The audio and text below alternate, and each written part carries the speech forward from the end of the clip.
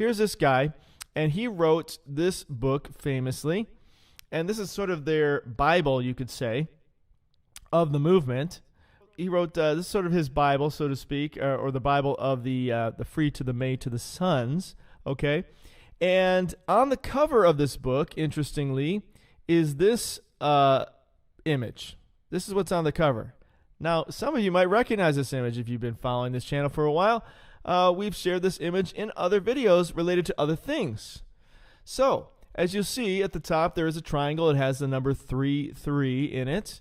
Very similar to Jesus, the birth of Jesus Christ. Or not birth of Jesus Christ, but the life of Jesus Christ. He lived 33 years. But I'm going to share another reason why they may have come up with this 33 number. Then you have the two-headed eagle with the crown. You have the stars, very similar to the American stars, almost like the American flag. Now notice, it's not the American eagle. It's this two-headed eagle. And underneath it says, Ordo ab Cao, which you see in the IPG movie. It's very similar to the back of our dollar bill that says Novus Ordo Seclorum, which is New World Order. Essentially, it says on the back of our bill, complete with the pyramid, with the triangle pyramid, with the triangle eye at the top, with the missing cornerstone or the extra cornerstone, which also famously, when George Washington put the cornerstone in, that's a mystery that the cornerstone went missing. I plan to do a video on that as well. Very interesting things I found while putting this together, but I'm trying to stay focused for you, so I'll put this in separate videos. But at the bottom it says, Deus meumque jus. Pass the juice. Okay, so let's break this down a little bit. So where have we seen this before? Well, the double-headed eagle is famous in many cultures, actually. It started all the way back with the Holy Roman Empire. The Holy Roman Empire. We always seem to wind back there, don't we? And then Charles V had it. The Holy Roman Emperor, he had it as his flag. Even the United States thought about making it their seal in 1776. It was proposed as a possible seal, but I guess they didn't technically opt for it. Maybe secretly they did, since they became a corporation and everything. And then you have all these other countries that also imitated. But most famously, or I say maybe most pertinently to today, is Russia. It is the coat of arms for Russia. Wow, interestingly, Russia. Okay, and complete with the man on the white horse with the bow in his hand, and the crown. Actually, did I skip that one over? Oh, it's over here. So here it is on the Russian flag. He actually has the crown. Even looks like Putin, actually. Wow, that's interesting. You should take a look at that picture up close. But it's on the flag.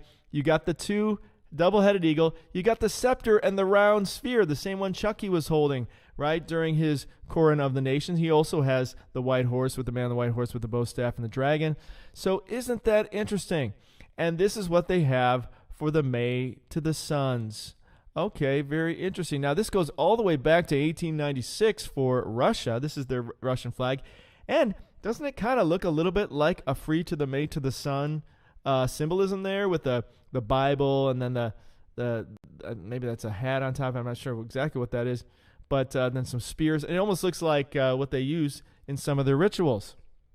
And then you still have the scepter there and the globe. Very interesting. Okay. Well, let's look at this phrase that was on the bottom of the cover of this book. Okay. So the phrase on the bottom is Deus meumque jus. I know I'm not saying that right, but I guess they're not even sure what it means. It's kind of comes from Haiti or something. So it's kind of like French, but sort of with a Haiti mixed in, something like that. But basically what they claim that it means is essentially God and my right. Now we know Deus is God, and I guess jus is justice or right, and meumque. Well, that should ring a bell for some of you.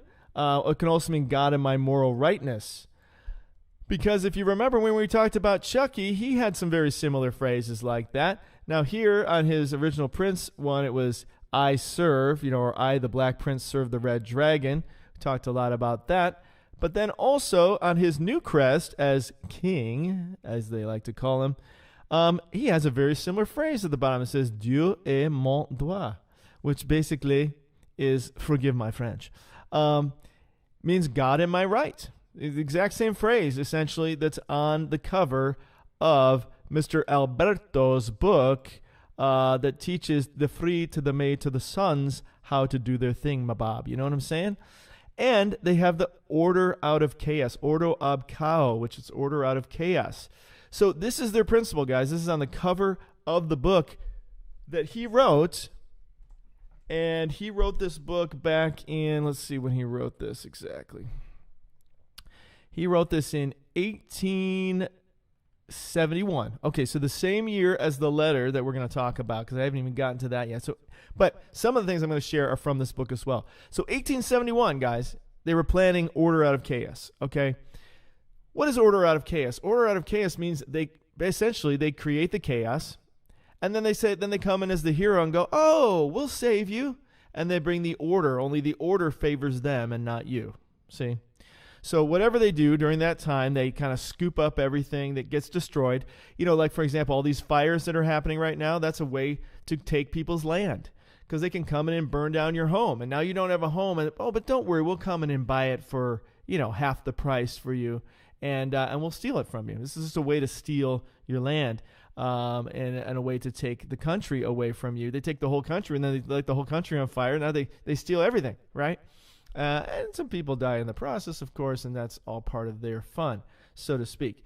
So 1871, guys, that's when he wrote this. And as you see, it's been influencing generations ever since.